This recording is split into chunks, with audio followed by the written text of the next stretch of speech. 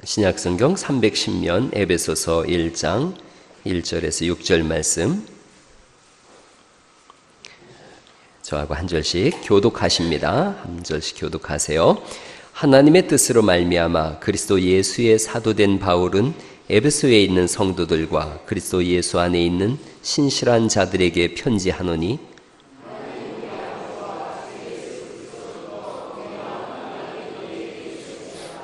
찬송하리로다. 하나님 곧 우리 주 예수 그리스도의 아버지께서 그리스도 안에서 하늘에 속한 모든 신령한 복을 우리에게 주시되,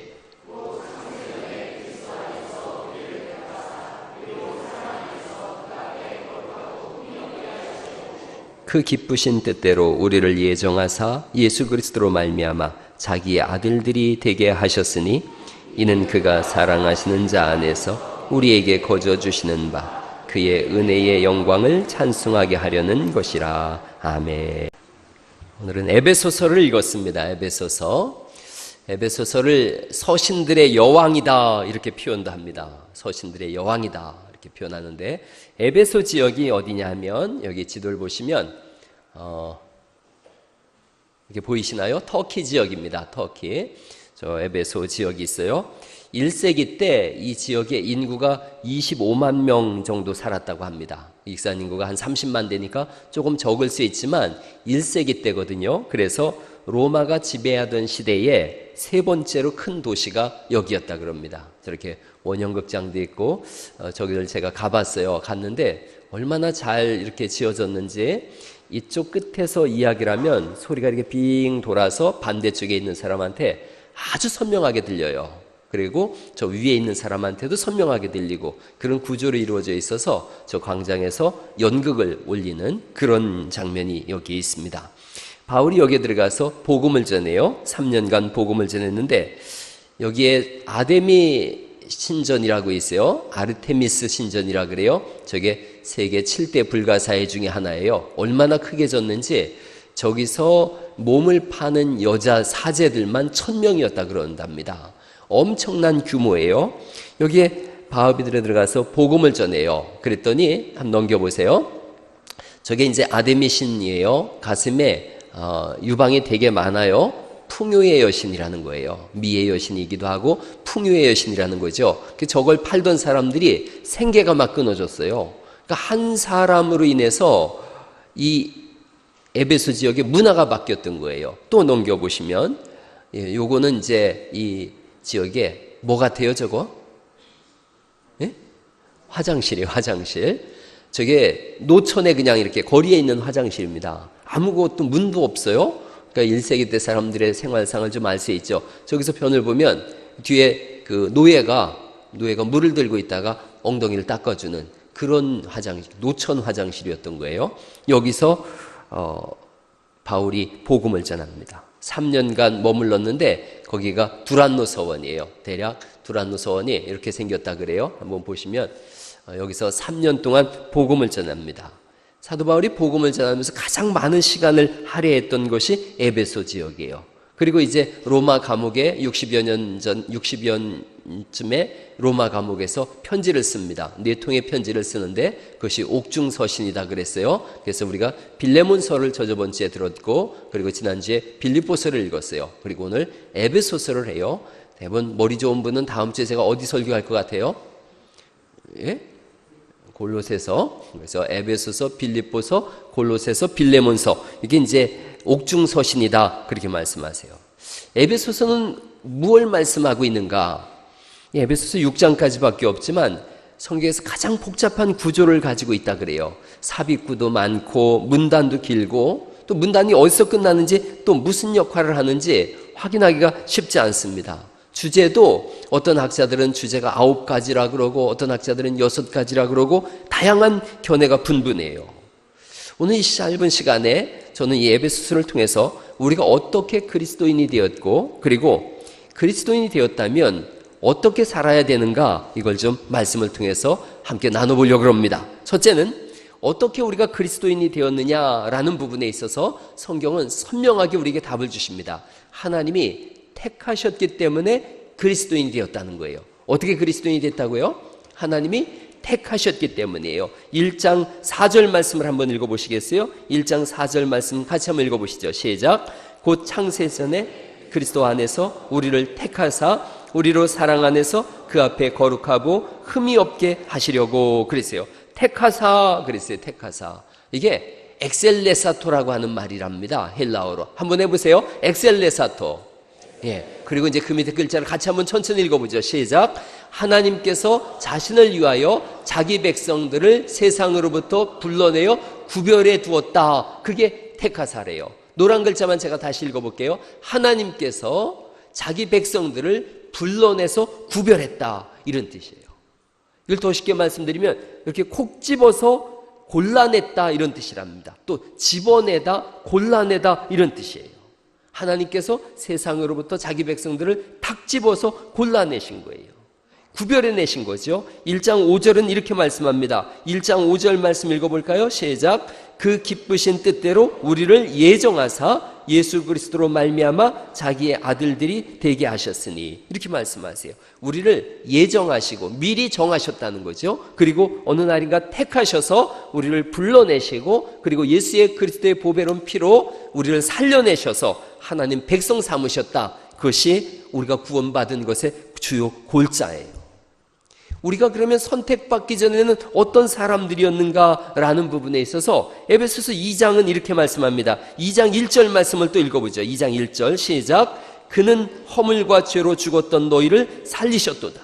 우리가 어떤 사람이었느냐? 허물과 죄로 죽었다 이렇게 말씀하세요. 여러분 우리의 주소가 어디에 있었느냐 하면 2절입니다. 2장 2절 말씀 읽어보죠. 시작. 그때에 너희는 그 가운데서 행하여 이 세상 풍조를 따르고 공중의 권세 잡은 자를 따랐으니 곧 지금 불순종의 아들들 가운데서 역사하는 영이라 그러세요. 그러니까 마귀 따라 살았다는 거예요. 마귀 따라 살았다. 그리고 3절에 또 이렇게 말씀하세요. 전에는 우리도 다 그 가운데서 우리 육체의 욕심을 따라 지내며 육체와 마음에 원하는 것을 하여 그 다음 같이 읽어보죠. 시작.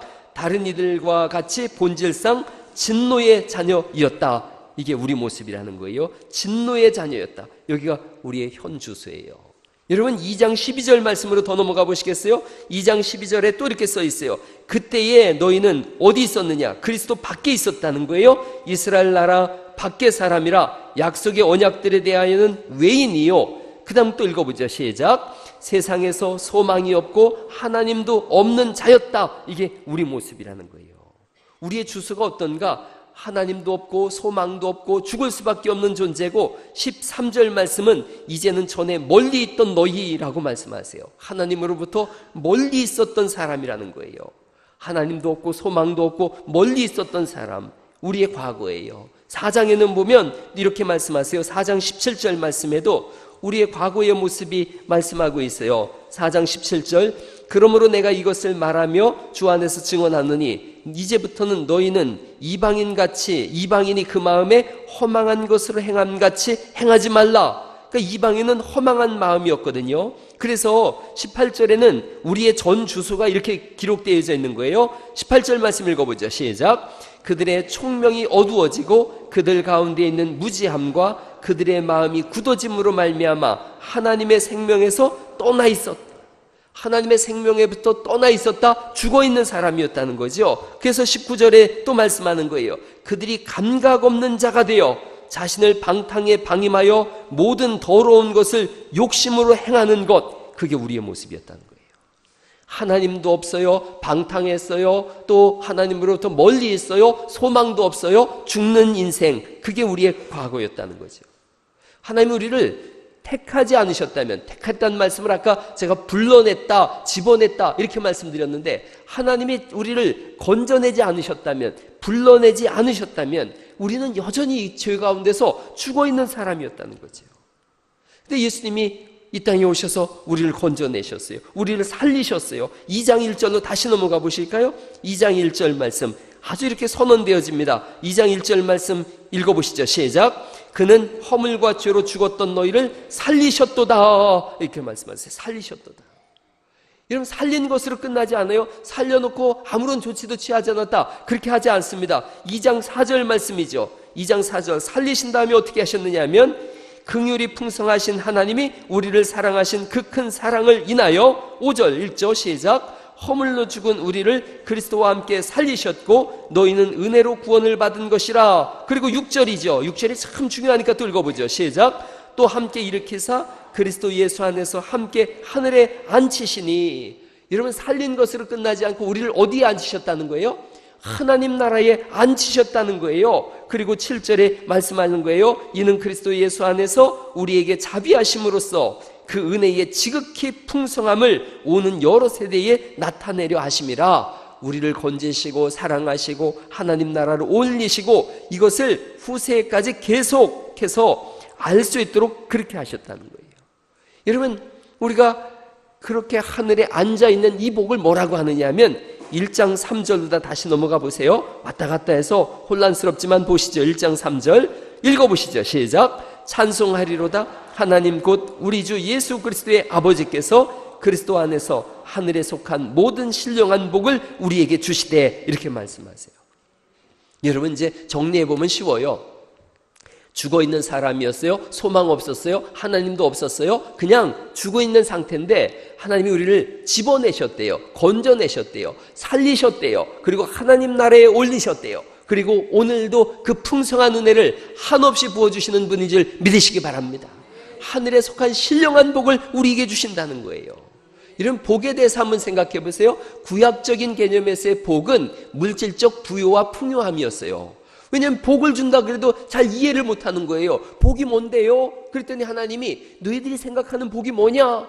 그러자 우리가 생각하는 복은 잘 먹고 잘 살고 잘 되고 하는 거가 우리가 생각하는 복이에요. 그러자 하나님이 1차적으로 그래 그럼 너희가 생각하는 복을 줄게. 그 복을 주시는 거예요. 그래서 구약적 복은 잘 먹고 잘 살고 장수하고 잘 되는 그게 구약적 복이었어요. 성숙해졌어요. 성장했어요. 그래서 사람들이 생각하는 거예요. 이게 꼭 복은 아닌 것 같은데요. 하나님 뭔가 다른 복이 있을 것 같은데요. 그러자 하나님이 맞다 이제 니들이 정신 차렸구나. 철들었구나. 진짜 복이 뭔 줄 아느냐? 하늘에 속한 신령한 복이 있다. 하늘에 속한 신령한 복. 그게 뭐냐 하면 부활의 소망이고 불멸이고 영생이고 천국이고 하나님 자녀가 되는 것이며 성령님이 우리 안에 오시는 것이고 주님과 동행하는 것이 신령한 하늘의 복인 줄 믿으시기 바랍니다. 이 복을 우리에게 주신다는 거예요. 여러분 그 복이 있기를 간절히 바랍니다.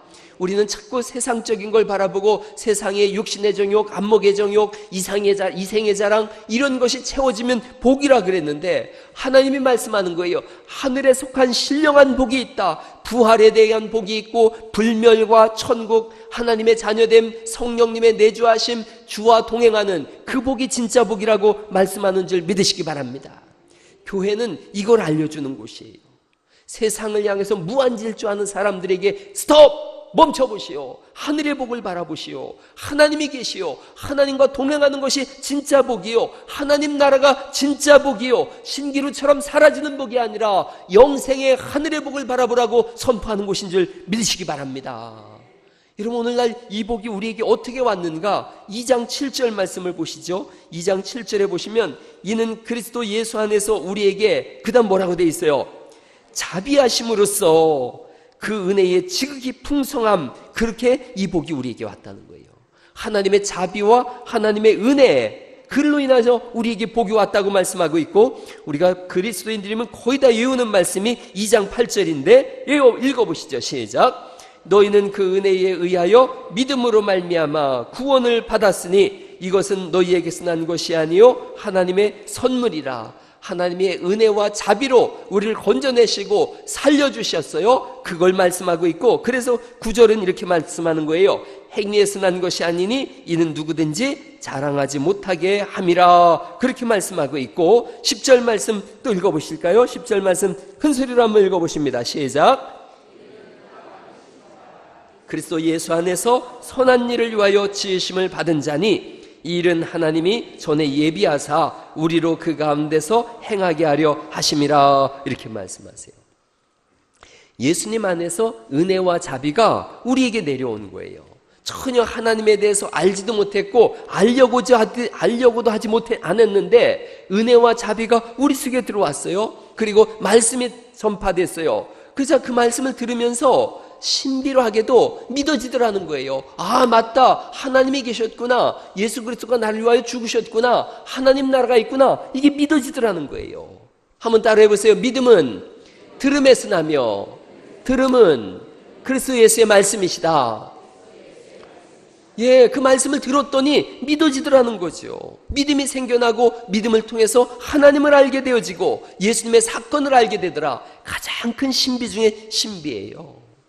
나는 왜 선택받았으며 나는 왜 구원받았는지 잘 몰라요. 그러나 하나님이 하시는 일은 언제나 옳은 줄 믿습니다. 저 사람은 왜 구원받았지 못했으며 나는 왜 구원받았나? 이거 잘 몰라요. 그러나 정의의 하나님, 또 섭리의 하나님, 온 세상을 창조하시고 지금도 이끌어 가시는 하나님이 왜 저 사람은 구원하지 않고 왜 나는 구원하셨나? 잘 몰라요. 그러나 구원받은 나는 감사할 수밖에 없더라는 거예요. 우리가 이거 따질 일이 아닌 거예요. 감사하는 거예요. 그 찬송하는 거예요. 나 같은 죄인 살리신 그 은혜 놀라와 이렇게 나아가는 거예요.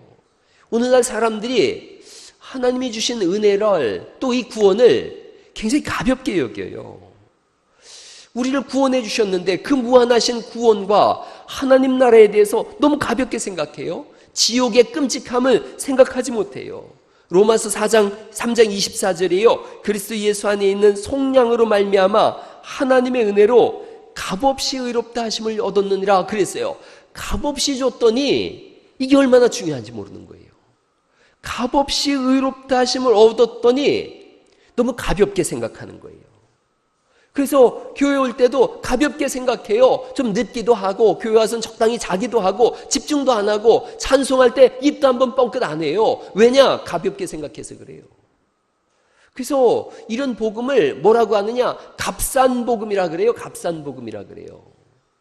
여러분, 복음을 값어치 있게 생각할 수 있기를 간절히 바랍니다. 구원받은 것에 대한 감격과 값이 있어야 되는데 너무 쉽게 생각하는 거예요. 왜? 은혜로 그냥 값없이 받아보니까 이거 별거 아니지 이렇게 생각하는 거예요. 이단들은 왜 그렇게 열심히 하는지 아세요? 이단들은 막 죽을 힘을 다해서 신앙생활을 한다고 지들 나름대로 그래요. 왜냐하면 이거 자기가 구원받은 것에 대해서 자기가 뭔가 이 교회 다니는 것에 대해서 이단들은 뭔가를 자기가 지불했다고 생각해요. 이단들의 교회를 가면 재산 가져와라, 생명 바쳐라, 다 가져와라, 죽도록 헌신해라. 그러면서도 뭐라 그래요? 잘못하면 하늘에서 번개 친다. 이런 얘기를 자꾸 하는 거예요. 막 벌벌 떨게 만들어요.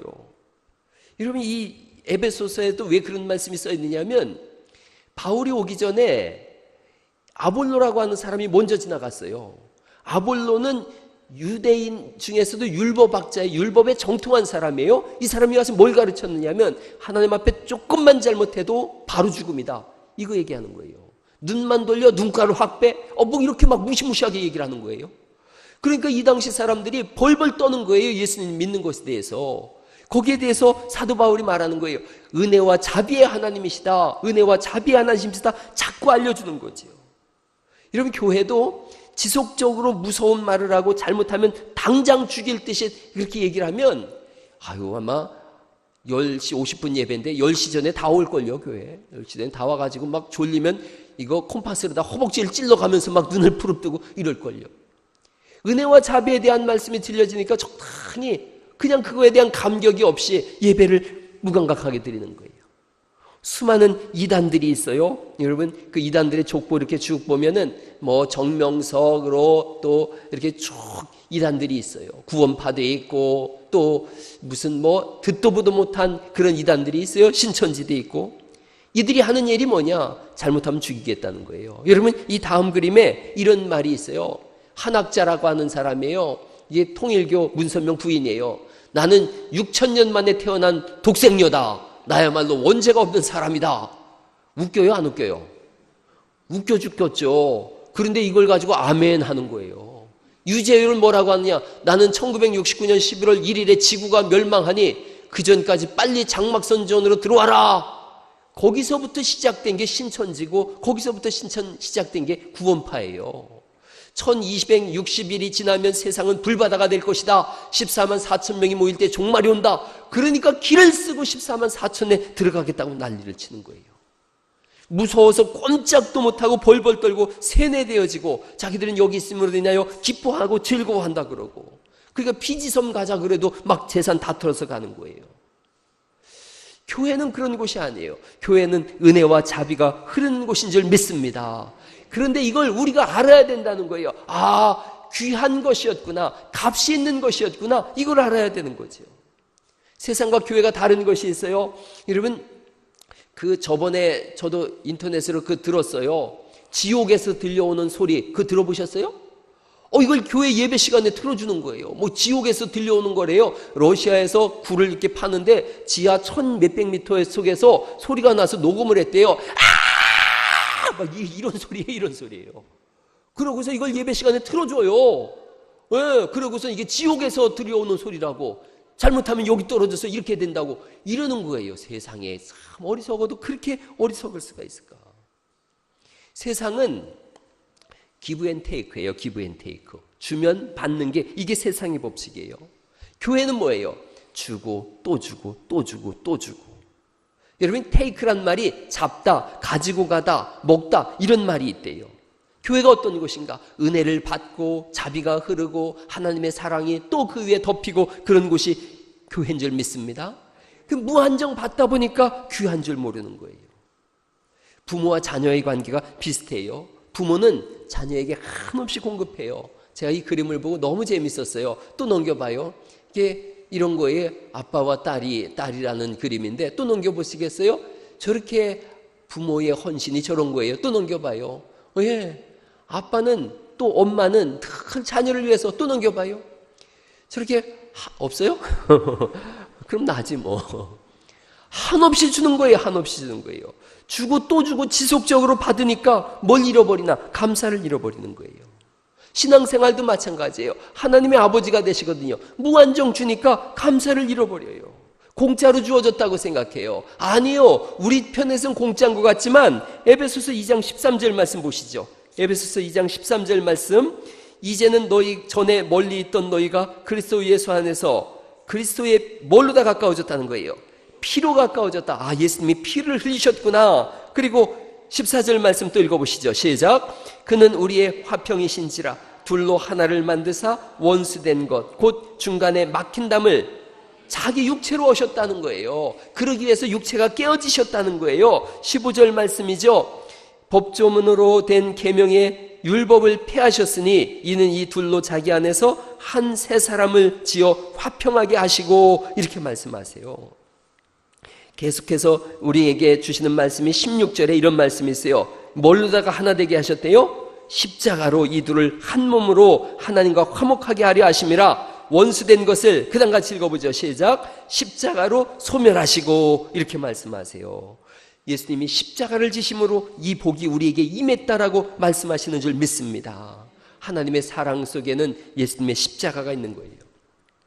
우리를 대신하여 죽으심으로 우리가 하나님의 자녀가 됐다. 그런 거로 결코 잘난 척할 수도 없고 감사할 수밖에 없으며 이걸 가볍게 여길 수 없다는 거예요. 옆 사람한테 한번 얘기해 보세요. 예수님 안에서 철듭시다. 네, 그럼요. 예수님 안에서 우리가 철이 좀 들어야 되는 거예요. 자녀가 철들면 부모의 사랑을 알듯이 예수님한테서 하나에서 철이 들면 하나님이 나를 사랑하시는구나, 이걸 아는 거예요. 여러분, 자녀가 철들면 부모에게 효도하잖아요. 성도도 신앙이 성숙한다, 그게 뭐냐? 철드는 거예요. 헌신하고 눈물로 기도하고 그저 하나님이 좋아서 모든 사역들을 감당하는 분들이 있어요. 며칠 전에 교회에 도둑이 들어왔어요. 도둑이 들어와서 뭐 이렇게 샥 3층을 휘짓고 갔어요.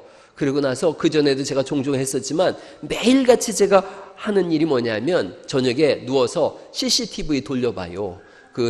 이 휴대폰으로 다 CCTV를 돌려볼 수가 있습니다. 그래서 1층하고 뒤에하고 이렇게 CCTV를 쭉 돌려봐요. 저녁마다 제가 꼭 해요. 그걸 보면서 몰래 와서 훔쳐가는 도둑도 있지만 몰래 와서 청소하고 헌신하는 분들도 거기 다 보이더라고요. 어느 날은 1층 대형 거울 앞에서 여고생들이 몇 명이 와서 춤 연습을 열심히 하고 있더라고요. 그러기도 하고 우리 교회 가족들도 막 올라오면서 거울 앞에서 막 이러고 또 이렇게 뭘 바르고 이러는 것도 다 보여요.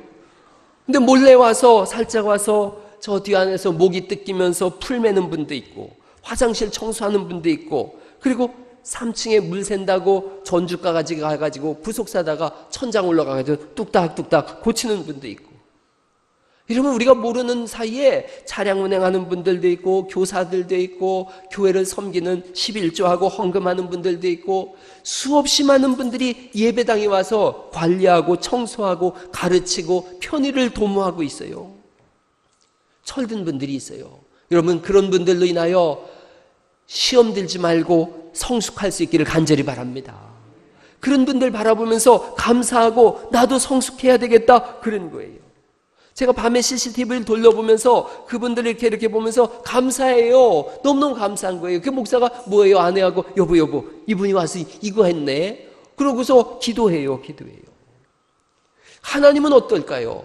저야 CCTV를 이렇게 보지만 하나님은 우리를 다 보시고 아시는 분이시잖아요. 그 하나님이 우리를 보시면서 뭐라 그러세요? 고맙다. 내 사랑을 아는구나. 철 들었구나. 고맙다. 교회 와서 이 말씀 들으실 수 있기를 간절히 바랍니다. 하나님이 고맙다 그러시면 얼마나 좋겠어요.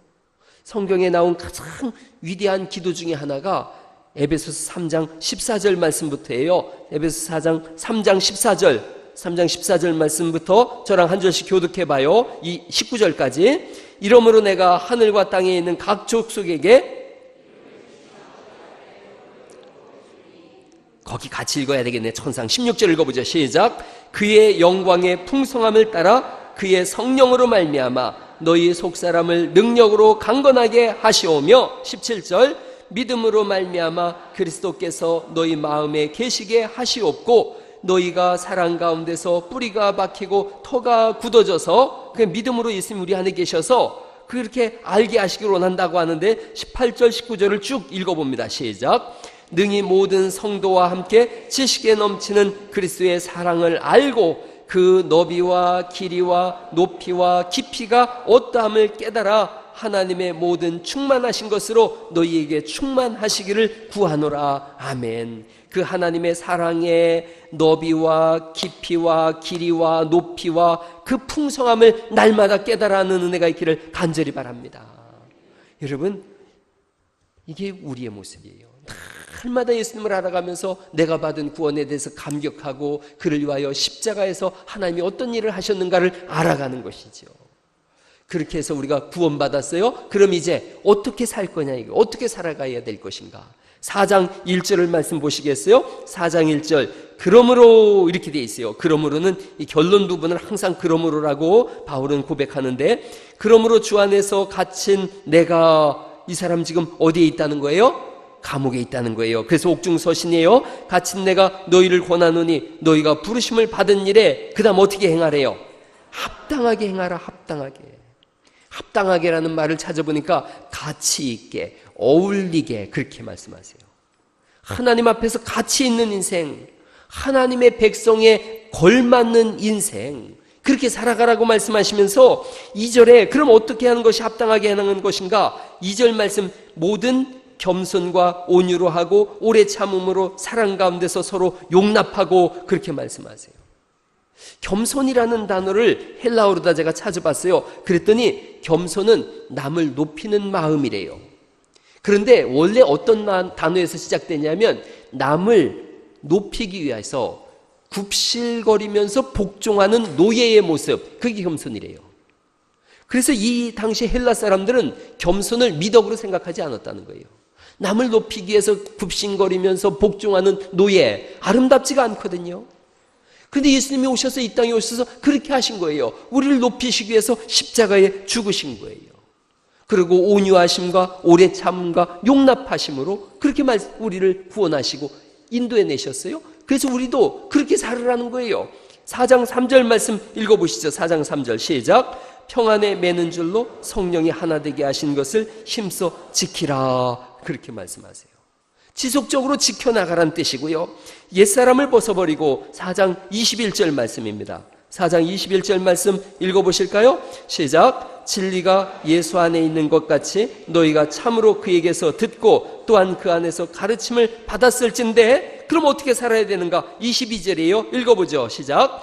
너희는 유혹의 욕심을 따라 썩어져가는 구습을 따르는 옛사람을 벗어버리래요. 옛사람을. 오직 너희의 심령이 새롭게 되어 24절 시작. 하나님을 따라 의와 진리의 거룩함으로 지으심을 받은 새 사람을 입으라 말씀하세요. 옛사람을 벗어버리고 새 사람을 입으라. 한번 옆 사람한테 알려주세요. 옛사람을 벗어버리고 새 사람을 입으세요. 시작. 옛사람을 벗어버리고 새 사람을 입으라.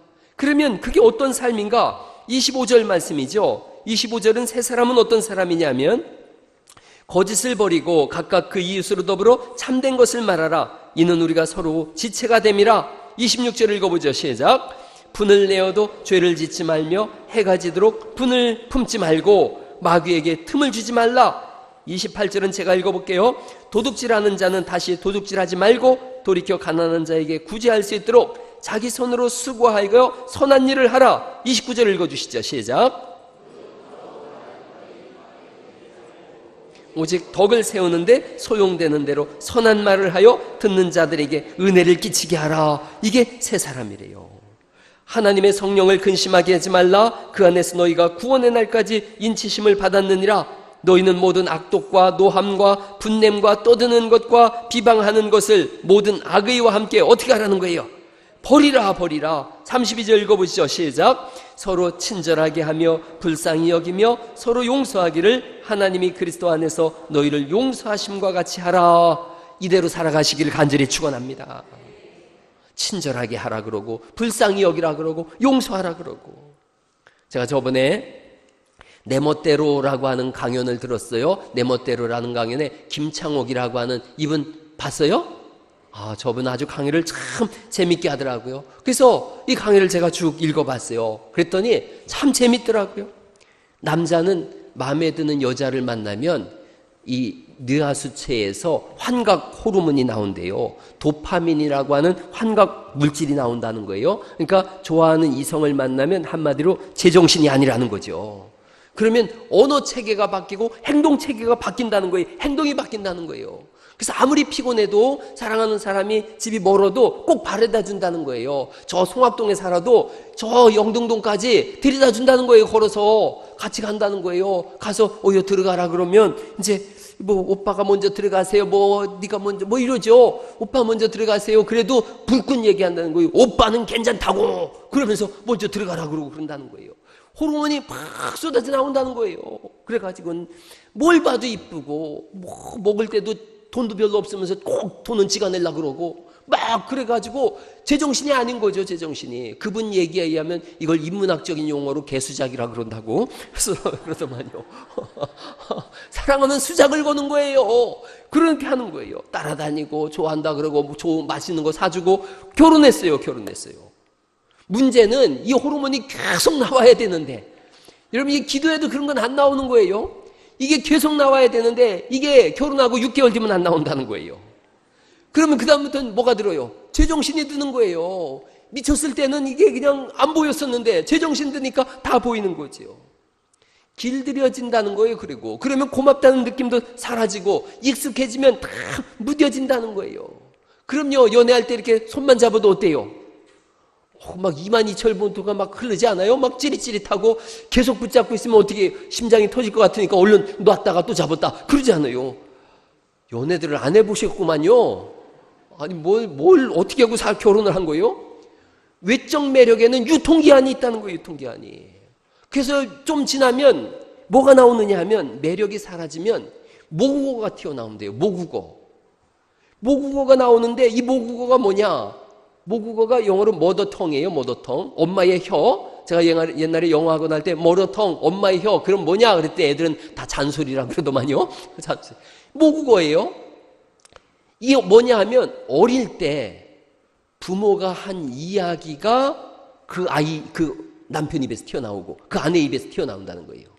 어릴 때 부모로부터 들은 말이 튀어나오거나 어릴 때 주변 사람들로부터 들은 말이 튀어나온다는 거예요. 그래서 행동도 말이 곧 행동이기 때문에 부모가 하는 그대로 자기도 하고 부모가 자기를 대하는 방식대로 하고 이웃 간의 방식대로 한다는 거예요. 그래서 매력이 무뎌지면, 즉 도파민이 더 이상 나오지 않으면 말투, 행동, 언어 선택 그대로 나온다는 거예요. 한번 따라해 보세요. 모국어가 좋은 사람이 좋은 사람입니다. 그럼요. 어릴 때 어떤 말을 듣고 살았느냐는 거예요. 그 조건을 보려면 뭘 봐야 돼요? 그 사람을 보는 게 아니라 그 사람의 부모를 봐야죠. 조건 하나 반다 그러면 결혼 전에 그 사람의 부모를 먼저 봐야 되는 거예요. 그 부모가 만날 이렇게 불평하고 승질내고 그러면은 그 사람이 아무리 좋아서 눈에 콩깍지가 씌워도 만나야 된다, 안 만나야 된다? 만나지 말아야 돼요. 만나야 돼요. 조건 하나 본다면 그 집안의 언어와 또 사는 방식을 봐야 된다는 거예요. 한번 이제 어른들만 한번 생각해 보세요. 우리 집은 모국어가 참 좋은 집안이다. 손 번쩍 들어보세요. 어째 아무도 손을 안 들어요. 미안해서 못 듣는 거죠. 여러분, 우리 자녀들이 한번 우리 집은 모국어가 옛날에 제가 들은 얘기예요.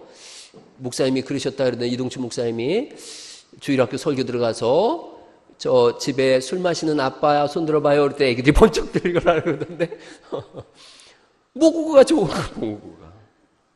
여러분, 자녀들한테 어떤 모국어를 전해주세요? 결혼했어요? 더 이상 내가 모국어가 전해줘야 되는 사람이니까 말을 바꿔야지요. 좋은 언어 못 받은 사람도 좋은 사람 만나고 좋은 책 읽고 좋은 환경 가지면 좋은 언어로 바꿀 수 있다는 거예요. 그래서 결혼할 때 가장 중요한 말이 있어요. 예쁜 여자 만나지 말고 예쁘게 말하는 여자 만나라. 예쁜 여자 오래 가요, 못 가요?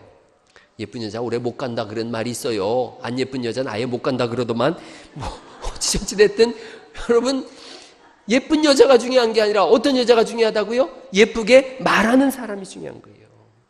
예쁘게 말하는 사람이 어떤 사람이? 자존감을 세워주는 사람인 거예요. 자존감을. 성경에 우리가 읽은 그 말씀 그대로를 쉽게 풀어내는 거예요. 자존감을 세워주는 거예요. 남편이 와서 아내가 와서 얘기할 때 아주 리액션을 우와 그렇게 재밌어? 자존감을 세워주는 거예요. 여러분, 제가 종종 쓰는 말이죠. 우리나라에서 개그맨도 와서 배워야 되는 재미난 여자랑 제가 산다고. 우리 집사람보다 재밌는 사람은 제가 본 적이 없어요. 뭔 얘기를 하면 내가 배를 잡고 웃는데 우리 애들은 멀고니 쳐다봐요. 저게 과연 웃긴 얘기인가? 안 웃긴 얘기인가? 저는 이 교회에 와서 얼마나 자존감이 세워졌는지 조금 안 웃겨도 웃어주더라고요. 그게 얼마나 좋은데요. 이렇게 보면 웃기는 것도 그 사람 얘기에 하면 30대는 입을 이렇게 가리고 웃는데요. 왜냐하면 아줌마 취급 듣기 싫으니까 아직은 나는 그래도 미씨다. 그래서 입을 가리고 이렇게 호호호 이렇게 웃고 40대 된 아줌마는 하하하하 50대는 하하 이러고 웃는다는 거예요. 웃는다는 거예요. 네. 그러니까 이제 남편이 와서 뭔 얘기를 해주면 여러분 리액션을 좀 과감하게 이렇게 하라는 거예요. 이렇게 두 손을 가리고 웃는 것은 상대를 존경한다라는 뜻이 있대요. 그러니까 이렇게 손을 가리고서 이렇게 호호호호 이렇게 웃어주는 거죠. 한번 따라해 보세요. 연속 동작으로 한번 1번 남편이 이런 얘기 내가 재밌게 해줬는데 어땠어? 그럼 어떻게 해요?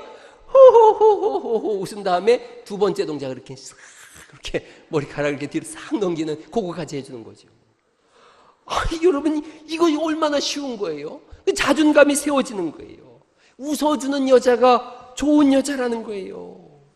근데 남편이 아무리 얘기를 해도 참 그게 웃겨? 당신은 그게 웃겨? 우리 집사람도 처음에 30대 때는 제가 뭔 얘기를 해도 웃어주더니 요즘은 그만해. 나는 배를 잡고 웃는데 저 여자는 나보고 그만해. 그래서 내가 집에서 한 얘기가 안 웃긴가 싶어서 교회에서 하면 너무 재밌다는 거예요. 할렐루야. 그래서 저는 집에서 실패해도 여기 와서 하는 거예요. 그럼요. 그거 못할 이유가 어디가 있겠어요. 우리는 너무 평가하는 거에 너무 길들여져 있어요. 그래서 너무 쉽게 평가해요. 남편한테 사랑받는 여자는 어떤 여자인가? 말을 예쁘게 하는 여자예요. 남편한테 무시당하는 여자는 어떤 여자인가? 말을 기분 나쁘게 하는 여자인 거예요. 그래서 왜 이렇게 말을 기분 나쁘게 하세요? 그러면 뭐라 그래요? 난 틀린 말은 안 해요. 나는 원래 틀린 말은 안 해요. 틀린 말은 아니죠. 성격 자체가 원래 그래요. 말투가 얼마나 명령적인지 몰라요. 애들한테도 엄마가 하라 그랬어? 말 안 했어? 했어? 안 했어? 그런단 말이에요. 그 그냥 아주 비판하고 인상 쓰고 나는 틀린 말은 안 해. 그러고 맨날 맞는 말만 하니까 의도 맞는 거예요.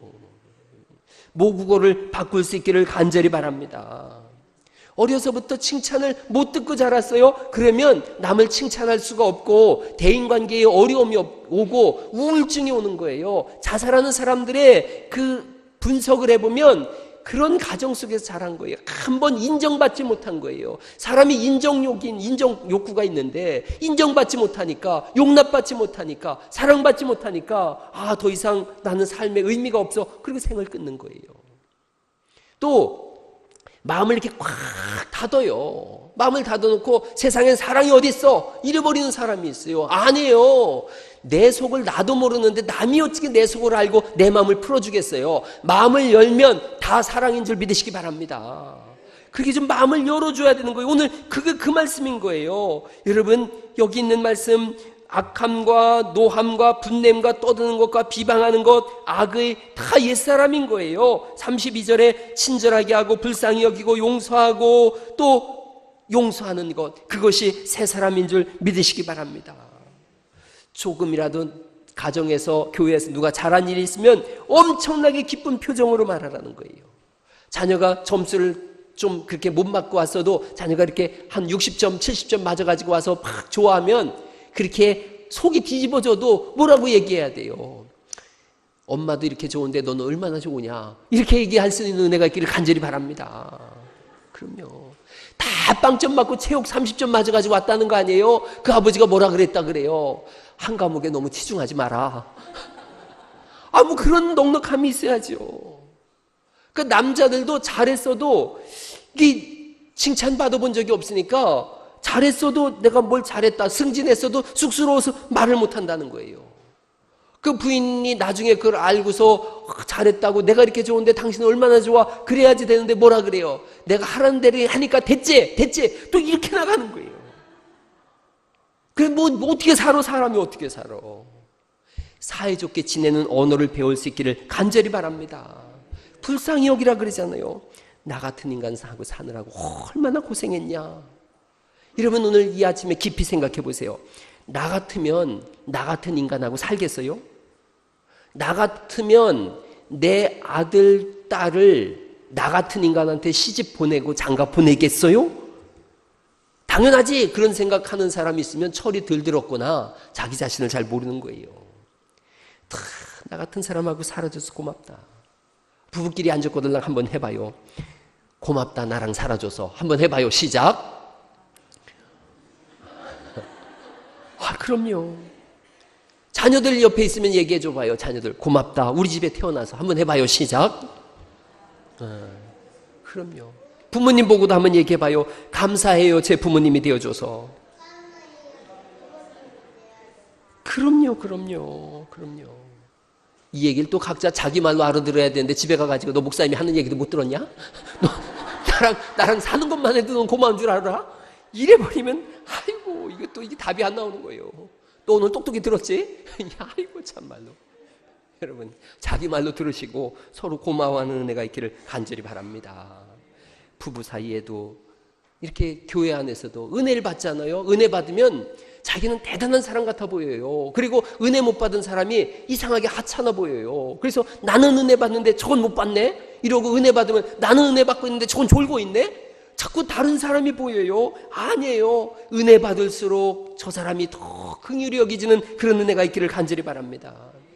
은혜를 받으면 회방꾼이 오게 돼 있어요. 여러분, 은혜를 잘 간직하셔야 되는데 말씀을 통해서 은혜를 받으면 회방꾼이 와서 꼭 귀에다 대고 속삭여요. 교회가 뭐 이러냐? 교회가 사랑이 없다. 은혜 안 받았을 때는 그런 얘기가 안 들려오는데 뜨겁게 은혜 받으면 그런 말이 들려오고, 또 은혜 못 받는 사람한테는 그런 말도 안 해요. 여기서 은혜 못 받으면 회방꾼이 가가지고 야, 교회가 왜 이렇게 사랑이 없냐? 이런 얘기 안 해요. 은혜 팍 받고 눈물 흘리고 기도하면 꼭 회방꾼이 와서 야, 이 교회 사랑 없지 않냐? 그럼 또 홀랑 까먹어요. 보니까 그런 것 같으네. 이렇게 되어져 버려요. 미지근하게 신앙생활하는 사람은 문제도 없어요. 별반 문제가 없어요. 뜨겁게 신앙생활하려고 하는 사람은 시험도 화끈하게 옵니다. 이런 걸 잘 이겨내는 은혜가 있기를 간절히 바랍니다. 이런 은혜 받았을 때 시험 주는 세력이 와서 자꾸 말을 하면은 이렇게 알려주세요. 옆 사람한테 한번 알려주세요. 나한테 왜 그래? 그렇게 해서 이겨나가세요. 우리는 어떤 사람들인가? 그리스도의 보배로운 피로 구원받은 사람들이고 옛사람을 벗어버리고 새 사람을 입은 사람들인 줄 믿으시기 바랍니다. 그래서 이제부터는 다르게 사는 겁니다. 4장 15절 16절만 읽고서 마치겠습니다. 4장 15절 16절 말씀만 읽고 오늘 마칠 텐데 큰 소리로 함께 읽어보십니다. 시작. 오직 사랑 안에서 참된 것을 하여 범사에 그에게까지 자랄지라. 그는 머리니 곧 그리스도라. 그에게서 온몸이 각 마디를 통하여 도움을 받음으로 연결되고 결합되어 각 지체의 분량대로 역사하여 그 몸을 자라게 하며 사랑 안에서 스스로 세우느니라. 아멘. 옛사람을 벗어버리고 새 사람을 입어서 상대를 세워주고 연결되어져서 하나님의 몸을 이뤄가는 그런 교회, 다른 사람부터 시작하지 말고 오늘 여기 있는 우리 한 사람 나부터 시작해서 그런 하나님의 몸된 교회를 세워가시기를 예수님의 이름으로 축원합니다.